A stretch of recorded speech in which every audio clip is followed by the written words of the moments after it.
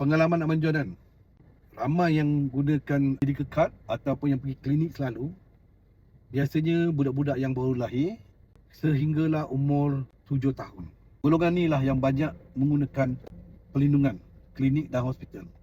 Dan kalau kita tak ada perlindungan medical card ataupun klinik untuk anak-anak ni, biasanya kita akan gunakan mungkin 100 ke 200 ringgit seorang untuk pergi klinik tiap-tiap bulan. Kalau pergi tiap-tiap bulan lah.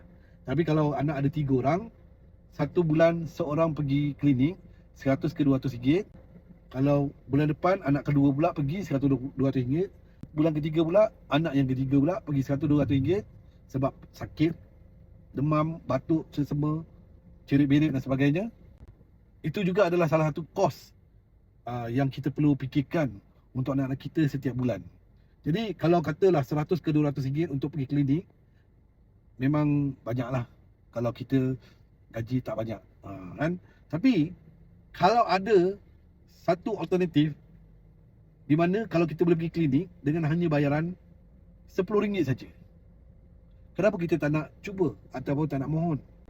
Jadi ini bagi Abang John sebagai orang yang dah berumur, anak pun dah besar. Tapi kalau pada korang yang ada anak-anak kecil-kecil 5 tahun, 6 tahun, 7 tahun, 8 tahun, jadi korang kena perlu fikirkan sesuatu yang berbaloi. Jadi apa dia? Iaitu plan we kongsi. Nampak? Apa yang berbaloi? Apa yang best sangat? Berbaloinya yang pertama, caruman hanyalah sehari RM1. 1 tahun RM360 sahaja. Apa manfaat dia? Masuk mana-mana hospital, swasta ataupun kerajaan, seluruh Malaysia, Sabah dan Sarawak, coverage dia adalah RM1 juta setahun. Banyak tak? Banyak. Dan juga yang kedua, boleh masuk klinik di mana-mana klinik. Hanya bayaran RM10 je. Jadi kalau kau tak ambil peluang ni, bagi Abang John sangat rugilah. Ini nasihat sebagai orang yang lebih berumur untuk orang-orang muda yang ada anak kecil-kecil. Jadi ambillah peluang. Apa-apa roger. Okey?